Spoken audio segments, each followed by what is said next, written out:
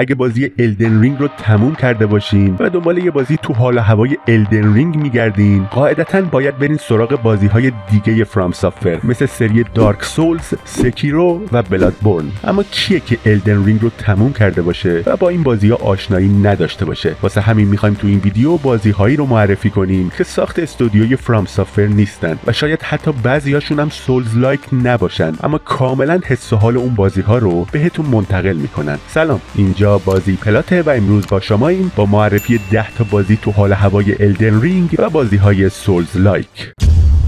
بازی رایز آف رونن توسط استودیوی ژاپنی تیم نینجا 22 مارس 2024 به طور انحصاری برای کنسول پلی استیشن 5 منتشر شده. رایز آف رونن از لحاظ سبک مبارزه به الدن رینگ شبیه، اما شاید بیشتر شبیه بازی سکیرو باشه. با این حال سرعت و روون بودن بازی به سبک بازی‌های تیم نینجا بسیار قابل توجهه. تمرکز اصلی بازی بر روی دوئل‌های به سبک سامورایی هاست و در سراسر دنیای باز و گسترده بازی نبردهای سخت و چالش برانگیزی رو میتونید تجربه کنین. البته جهان بازی کمی سنتی تر از الدن رینگه. اگه به بازی‌های جهان باز با داستان‌های سرراست و مینی گیم‌های متنوع علاقه دارین، رایز آف رونن انتخاب خوبیه. بازی همچنین قابلیت چند نفره بازی کردن رو هم داره و میتونین در بسیاری از مأموریت‌ها به همراه کمپین‌های هوش مصنوعی یا پلیرهای آنلاین بازی رو پیش ببرین. بازی لایز آف پی توسط استودیوی کره‌ای نیووز گیمز در تاریخ 18 سپتامبر 2023 برای اکثر پلتفرم‌ها منتشر شده. بازی تلاش زیادی کرده تا حس و حال هوای بازی‌های سولز لایک فرام سافتور رو بازسازی کنه و موفق هم شده، چون هیچ بازی دیگه‌ای تا حالا نتونسته به این خوبی این کار رو انجام بده. لایز آف پی با داستانی تو حال هوای داستان‌های پینوکیو کمی شبیه بازی بلادبورن هم هست، اما در آینده‌ای دورتر و با تمرکز روی ربات‌ها و ماشین‌های از پیش برنامه ریزی شده قاتل به جای هیولاهای گرگ مانند یا همون ویرولف‌ها. سبک مبارزه بازی بر پایه پری کردن یا همون دفاع کردنه که از این نظر بسیار شبیه بازی سکیروه. همچنین بازی در مبارزات سریع و دوئل‌ها به ویژه در باس فایت‌ها بسیار عالی عمل می‌کنه. اتفاقات بازی در یک دنیای تاریک و فانتزی به وقوع می‌پیونده و ایده‌های جالبی رو در تقابل بین ماشین‌ها و انسان‌ها به نمایش می‌ذاره. بازی مورتال شل توسط استودیوی کولت سمتری در تاریخ 18 آگوست 2020 برای اکثر پلتفرم‌ها منتشر شده. مورتال شل یه بازی مستقل سولز لایکیه که بسیار واضح از رویکرد دارک سولز الهام گرفته. این بازی دنیای تاریک و فانتزی داره و مبارزات بازی هم مثل بازی‌های سولز سخت هستن، اما با چند تغییر که این بازی رو از بقیه بازی‌های این شکلی جدا میکنه. بازی مورتال شل 2 تا ویژگی خاص داره. یکی توانایی نفوذ کردن در بدن دشمنای از بین رفته برای استفاده از توانایی‌های مختلف اونا، مثل انتخاب کلاس مبارزه‌شون، و اون یکی توانایی سخت شدن بدن شما برای مقاومت در برابر ضربه دشمناست. توانایی سخت شدن کلید مبارزات مورتال شله، چرا که به شما این امکان رو میده بذارین حریف بهتون ضربه بزنه تا از فرصتی که ضربه اون به شما ایجاد میکنه بهترین استفاده رو برای حمله کردن بهش ببرین. دراگونز داگمای 2 خیلی از فرمول نسخه قبلی بازی فاصله نمیگیره و گیم پلی اکشن بی‌نظیر و دنیای وسیع و جذاب و در عین حال مبهمش رو به عنوان نقاط قوت اصلیش حفظ میکنه. بازی از همون اول چالش‌های خاص خودش رو داره. دشمنای بیرحم و درگیری‌های شلوغ طوری طراحی شدن که به چشم هم زدنی غافلگیرتون میکنن و فرصتی برای نفس کشیدن بهتون نمیدن. به اشتراک گذاشتن تجربه بازی با پانها یا همون همراهان شما تو بازی دراگونز داگمای 2 یه حس چند نفره مشابه بازی الدن رینگ رو میده. دنیای فانتزی تاریک و پهناور این بازی درست مثل الدن رینگ پر از مسیرهای کشف نشده و رازهای در انتظار کشف شدنه که شما رو به یک گشت و گذار جذاب و هیجان انگیز فرا میخونه. شاید با خودتون بگین یه بازی پلتفرمر دو بعدی چه ربطی میتونه به بازی‌هایی مثل الدن رینگ داشته باشه، اما اگه هولو نایت رو بازی کرده باشین هرگز این فکر رو نمی‌کنین. تجربه بازی هولو نایت از اون دست تجربه هاست که شاید در ابتدا براتون پیچیده و شاید گیج کننده باشه، اما هرچی تو بازی پیش میرین و با زبان دنیای بازی بیشتر آشنا میشین، این پیچیدگی جاشو به یه تجربه لذت بخش میده. بازی تقریباً یه جهانباز دو بعدیه که باید نقشه‌شو آروم آروم به دست بیارین و برای پیشروی تو دنیای شاید گیج کننده بازی باید یه خورده صبور باشین. مکانیک های گیم پلی بازی بسیار خوب و راضی کننده طراحی شدن، به طوری که میشه لذت ضربه زدن و شکست دادن دشمنا رو با تمام وجود حس کرد. البته باید اینم بگیم که هولو نایت بازی سختیه و مخصوصا باساش با کسی شوخی ندارن. اگه دنبال یه ماجراجویی سولز لایکی دو بعدی با موسیقی های مسحور کننده هستین، تجربه این بازی رو از دست ندین.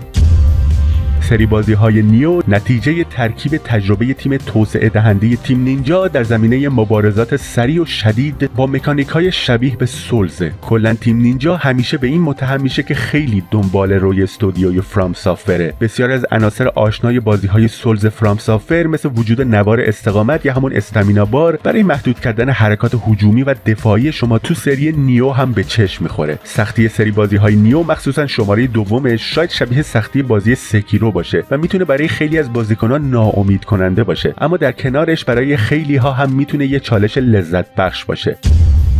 گست آف سوشیما یه بازی اکشن ماجرایی جهانبازه که توسط استودیوی ساکر پانچ ساخته شده و در ابتدا در سال 2020 برای کنسول پلی استیشن 4 منتشر شده، اما الان برای پلی استیشن 5 و پی سی هم منتشر شده. به طور کلی میشه گست آف سوشیما رو تو حال هوای الدن رینگ در نظر گرفت، ولی فقط از لحاظ جهانباز بودن. بازی پر از مأموریت‌های جانبی کوچیک و بزرگ و سرگرم کننده است که باید کشفشون کنید. از نظر طراحی مراحل و داستان سرایی عالیه و داستانش به جرئت یکی از بهترین داستاناییه که میتونین بین بازی‌های ویدیویی پیدا کنین. در رویداد استیت آف پلی که چند روز پیش از انتشار این ویدیو برگزار شد، استودیوی ساکر پانچ بازی جدید خودش از سری گست به نام گست آف یوتی رو هم معرفی کرد. باید منتظر بمونیم و ببینیم شماره جدید بازی میتونه موفقیت‌های نسخه قبلی رو تکرار کنه یا نه. اگه بازی نورس فور د ویکد رو بازی کنین، به سرعت متوجه عناصر شبیه به بازی‌های سولز تو مبارزات بازی میشین، مثل سیستم استقامت یا استامینا، غلطیدن و پری کردن، اما با شکل و ظاهر متفاوت. نورس فور د ویکد یه بازی ایزومتریکه و یه جورایی دیابلویی که شبیه دارک سولزه. هر سلاح جدیدی که پیدا می‌کنین مجموعه های حرکتی متفاوتی رو ارائه میده که رویکردهای شما به مبارزه رو به طور چشمگیری تغییر میده و تنوع زیادی در نبردها و گیم پلی ارائه میده، چرا که برخی از باس‌های سخت و اغلب بزرگ رو میتونین اینجوری شکست بدین. نورس فور د ویکد در دنیای فانتزی تاریخ خودش اتفاق میفته که تا اندازه‌ای عجیب، جذاب و وحشتناکه و کاوش و مبارزه برای زنده موندن توش بسیار جذاب. ظاهرا استودیوی تیم نینجا کمر همت بسته که هرچی فرام سافتور میسازه یه دونه بازی تو همون حال هوا بسازه. تیم نینجا در وولانگ فالن داینستی دوباره به فرمول سولز لایک تکیه میکنه، اما با یه رویکرد متفاوت. بازی به شما فرصت‌های بیشتری برای کاستومایز یا سفارشی کردن کاراکتر و تغییرات گسترده بعد از لول اپ شدن رو میده. انتخاب سلاح‌ها و مجموعه‌های مختلف زره‌ها و تعویض سریع بین سلاح‌ها به شما امکان میده هر زمان که خواستین سبک مبارزه‌ای خودتون رو تغییر بدین و همچنین بازی تنوع زیادی برای نبردهای مبتنی بر دفاع کردن مطلق به سبک سکیرو ارائه میده. وولانگ همچنین تغییرات جالبی در فرمول سولز لایک ایجاد میکنه. به عنوان مثال به جای اینکه مجبور بشین برای بازپس گرفتن وسایلی که بعد مرگ از دست میدین به جایی که مردین برگردین، باید با هر کی که شما رو کشته بجنگین تا بتونین وسایلتون رو پس بگیرین.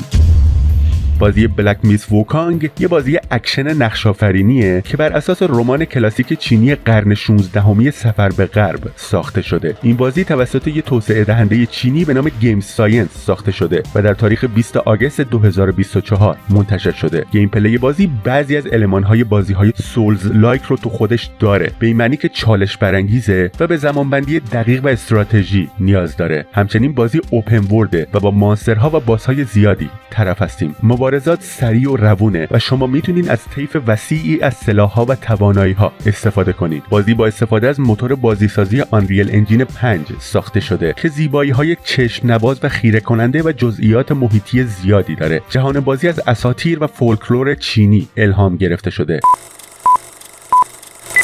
حالا که 9 سال از انتشار بازی متال گیر سالید فانتوم پین این شاهکار هیدئو کوجیما میگذره، بد نیست فکت‌های جذاب این بازی رو با هم مرور کنیم، از قسمت‌های سانسور شده بازی تا اختلافات کوجیما و کنامی. سلام، اینجا بازی پلاته و امروز با شماییم با 15 فکت جذاب درباره بازی متال گیر سالید فانتوم پین.